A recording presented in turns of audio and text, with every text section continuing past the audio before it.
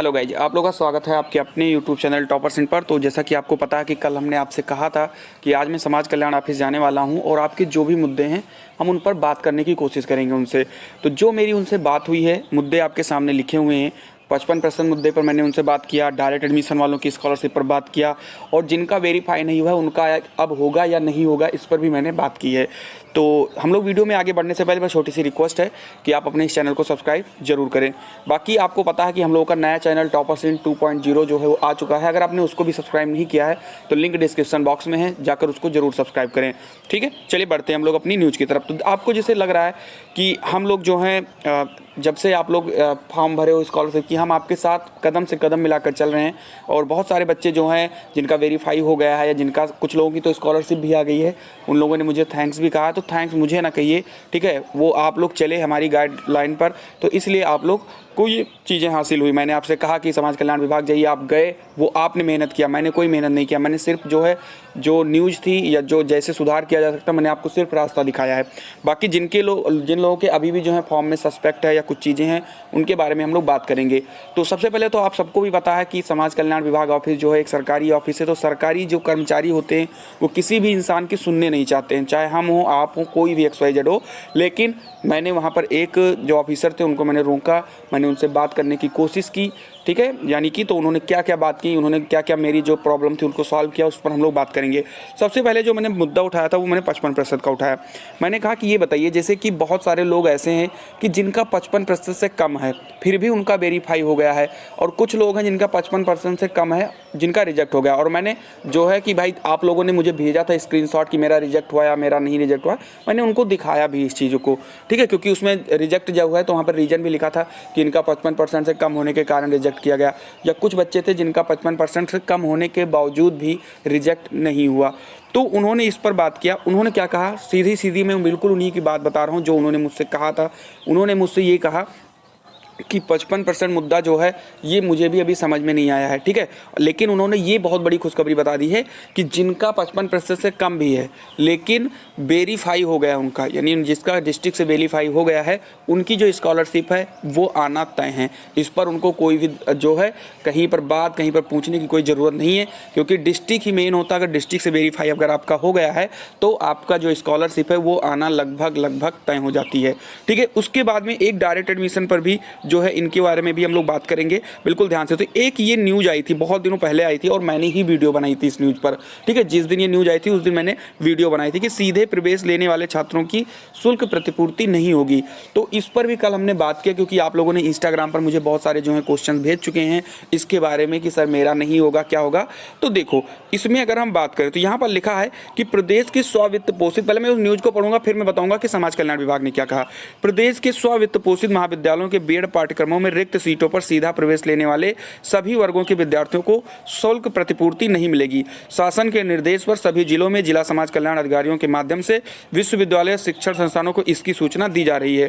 यह शासनादेश वर्ष 2020-21 में मैनेजमेंट कोटा या स्पॉट सीट के तहत प्रतिशत छात्रों को शुल्क प्रतिपूर्ति के संबंध में है। इसमें कहा गया कि किसी विश्वविद्यालय शिक्षण संस्थान में प्रबंधकीय कोटा सीट या स्पॉट प्रवेश सीट के सापेक्ष छात्रों द्वारा दावा किए गए शुल्क की प्रतिपूर्ति नहीं की जाएगी।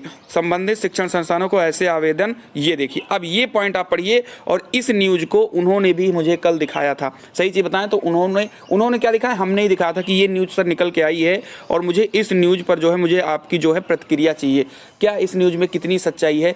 तो उन्होंने सीधा मुझसे कहा, उन्होंने यही कहा कि इसमें एक पॉइंट लिखा होगा, उस पॉइंट को मैं आपको दिखाता हूं। संबंधित शिक्षण संस्थानों को ऐसे आवेदन, ये वाला पॉइंट यहां से लेकर के और इस पॉइंट को यहां तक पढ़िए आप। संबंधित शिक्षण संस्थानों को ऐसे आवेदन अग्रसारित न करने का निर्देश दिया गया है। अब कुछ बच्चे ऐसे हैं जिन्होंने मुझे इंस्टाग्राम पर फोटो भेजी है कि सर मैंने डायरेक्ट एडमिशन लिया था लेकिन मेरा जो है DWO से वेरीफाई हो चुका है।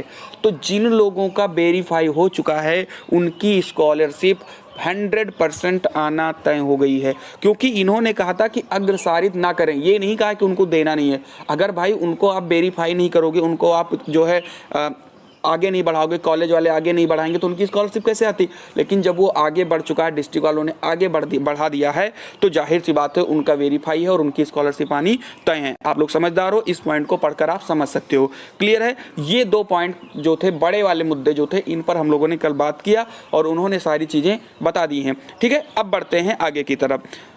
डायरेक्ट एडमिशन वालों की स्कॉलरशिप का हम लोगों ने बात कर लिया, और जिनका वेरीफाई नहीं हुआ उनका क्या होगा, इस पर क्या बोले हैं उन्होंने, उस पर हम बात करेंगे। लेकिन ये बताइए, कल हम लोगों ने एक नया चैनल बनाया और वो चैनल जो है सिर्फ और सिर्फ मौज मस्ती के लिए, उस पर हम लोग कोई इतनी ज़्यादा वो नहीं डालेंगे। हालांकि ये जो वीडियो थी जो हमें समाज कल्याण विभाग से बात करनी थी, ये उसी चैनल पर डालना था, लेकिन आप लोग उस पर जो है प्रतिक्रिया कम दिए, अपना जो सहयोग था थोड़ा सा कम किए, तो हम सोचे उस पर डालेंगे तो आप लोग जान नहीं पाओगे, इसलिए मुझे इसको मेन चैनल पर ही डालना पड़ा इस वीडियो को। तो अगर आपने अभी तक उस चैनल को सब्सक्राइब नहीं किया है, यानी कि जो हमारे इसके भी व्यूअर्स हो, जाहिर सी बात है आप उसका भी होना चाहोगे व्यूअर्स, क्योंकि वहाँ पर हम लोग सिर्फ और सिर्फ मौज मस्ती करेंगे और कुछ नहीं करेंगे, और कोई ज़्यादा वो नहीं है। अगर आपको नहीं करना तो मत करिए, कोई बात नहीं, लेकिन बस यही है कि मुझे उस चैनल पर भी आपका सपोर्ट चाहिए। ठीक है, चलिए तो हम बात करते हैं इसका अगला पॉइंट, जिनका वेरीफाई नहीं हुआ उनका क्या होगा। और हाँ, लिंक नीचे है, जाके तुरंत एक बार सब्सक्राइब कर सकते हो। ठीक है, तो जिनका वेरीफाई नहीं हुआ, इनके बारे में उन्होंने ये कहा है, सीधा उन्होंने कहा है कि कोई भी घबराने की जरूरत नहीं है। 22 तारीख लास्ट डेट है और 22 तारीख तक सभी लोगों का जो है फॉर्म वेरीफाई कर दिया जाएगा समाज कल्याण ऑफिस से। और आप सबको मैं बता दूं कि 25 मार्च से आप लोगों की स्कॉलरशिप जो है वो आना शुरू हो जाएगी। 25 से 27 मार्च के बीच में सभी की स्कॉलरशिप आएगी, तो आपको खुश हो जाना है। जिनका नहीं वेरीफाई हुआ है वो लोग वेट कर लीजिए, 22 तक हो जाएगा। बाकी अगर कोई सस्पेक्ट है तो मैंने इस पर भी पूछा कि सर कुछ लोगों के जो है सस्पेक्ट हैं, किसी का मार्क्स मिसमैच दिखा रहा है, किसी का कुछ दिखा रहा है, इन लोगों पर क्या होगा। तो उन्होंने कहा है ये कोई बहुत बड़ी इशू नहीं है, अगर उनका गलत नहीं है तो कॉलेज वाले से संपर्क करें, जो मैं अपनी पहली वीडियो से बता रहा हूँ, क्योंकि ये हर बार होता है और हर बार ऐसे सुधार किया जाता है। तो उन्होंने कहा कि ऐसी कोई बात नहीं है, आप कॉलेज जाइए, कॉलेज वालों ने अगर उस पर उसका मतलब ये देख लिया कि हाँ इनका सब कुछ सही है, और अगर उन्होंने अपनी डाटा को मुझे अग्रेसित कर दिया तो हम इसको सही कर देंगे, कोई दिक्कत वाली बात नहीं है। क्योंकि आपको पता है कि डायरेक्टली अगर हम समाज कल्याण ऑफिस जाते हैं तो वो हम लोगों की कोई भी बात सुनने को राजी नहीं है।